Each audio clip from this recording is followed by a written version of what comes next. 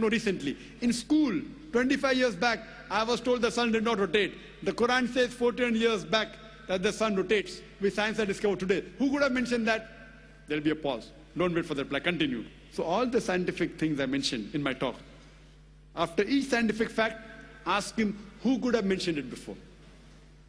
And finally, he will tell the creator, the manufacturer, the inventor, the maker, this creator, this manufacturer, this producer, this inventor, we in Islam call as Allah.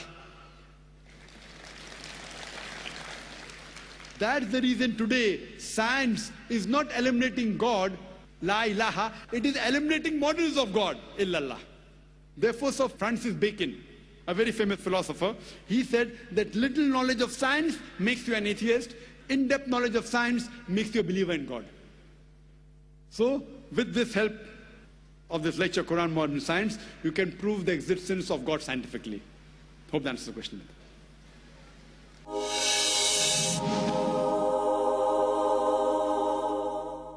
I remind the sisters, inshallah, to motivate those non-Muslim sisters that may be amongst you to ask their questions. This is an excellent opportunity for them. So you should really try to motivate them to come to the microphones. Brother. My name is Ritesh, and I'm a student studying 11th standard. My question is, all the religions have limitations of clothing. Let me be specific to the women. But they've changed with time. But why is the burqa still the same? Why hasn't that changed with time? And one more question. I'm sorry. During Ramzan, I've seen all the Muslims will be fasting.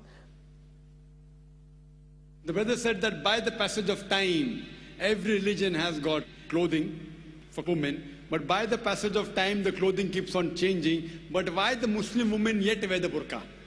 As far as the clothing is concerned, brother, in Islam, there are 6 criteria for clothing. For the man, it's from the navel to the knee. That is the extent. It should be covered. For the woman, the complete body should be covered. The only part that can be seen are the face and the hands up to the wrist. There are certain scholars who say that even this should be covered. The remaining 5 criteria are the same for the man and the woman. The second is the clothes they wear, it should not be so tight so that it reveals the figure, it should be loose. The third is it should not be translucent or transparent so that you can see through.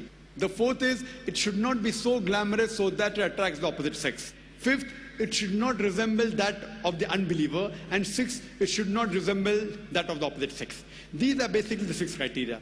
And most of these 6 criteria are even mentioned in the other scriptures. If you read the Bible, it's mentioned in the Bible in the book of Deuteronomy, chapter number 22, verse number 5. It says that the woman shall not wear clothes that will pertain to a man, and a man shall not wear clothes that will pertain to a woman. All those who do this, they are creating an abomination. It's further mentioned in the Bible in the 1 Timothy, chapter number 2, verse number 9, that the woman should be dressed up with shamefacedness and sobriety.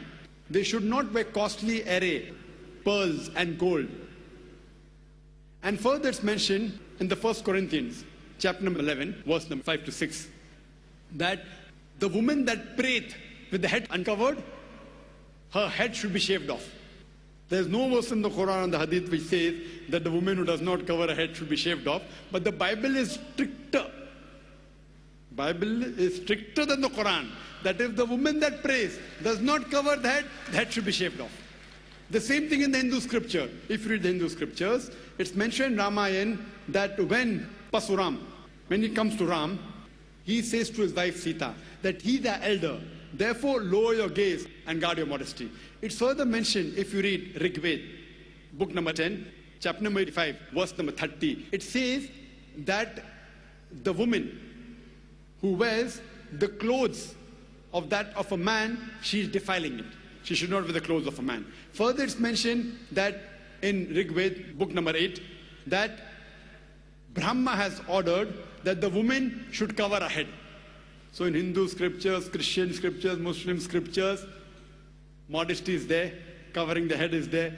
By the passage of time, I do agree with you that Christianity now, you only see the nuns covering the head. They are called pious. If Muslim women cover their head, they are called as subjugated. Why? Double standards. If you see a nun covered properly, therefore you see the photograph of Mother Mary. Have you seen the photograph of Mother Mary? Like a Muslimah. And she was a Muslimah, Muslim woman. Properly covered, to the wrist, only face seen.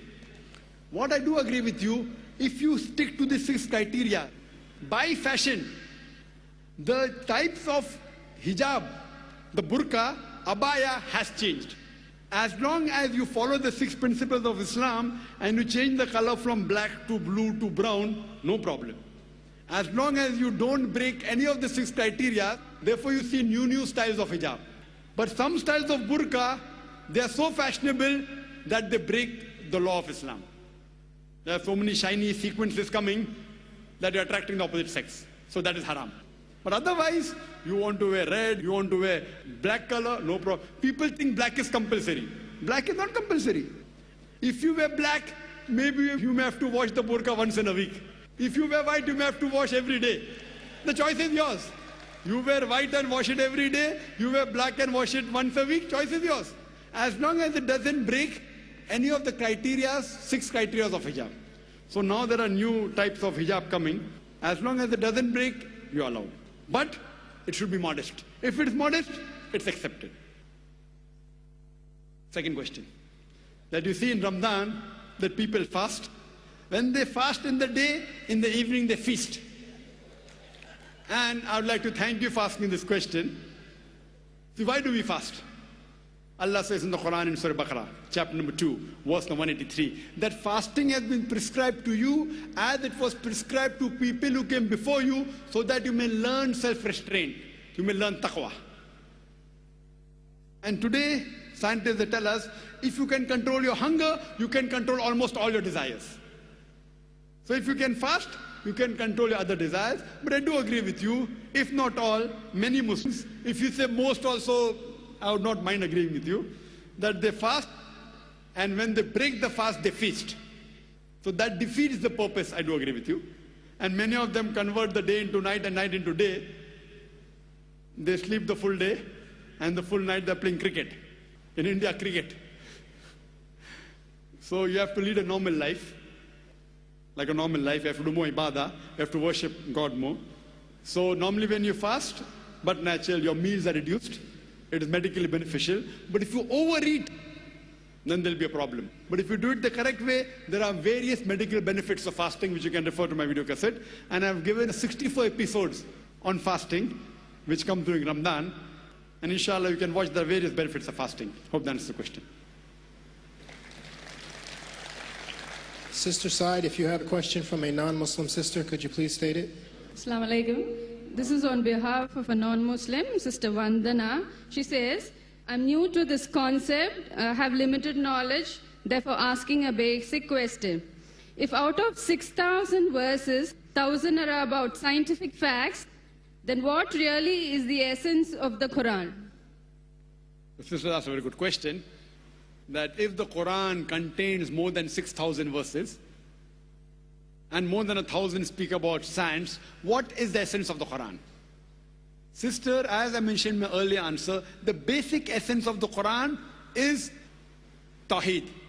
Believing in one God and worshipping Him alone and no one else. And the Quran, as I mentioned, is not a book of science, S-C-I-E-N-C-E. It's a book of signs, S-I-G-N-S. It's a book of ayats. The Quran is a book which shows you how a life should be led. And when I had a debate with Shri Ravi Shankar, I said this is the best book on art of living. If there is any book on art of living which is the best, it is the Quran. Best book on art of living. And it has a membership of more than 1.3 billion people. So this book shows you how to lead a life.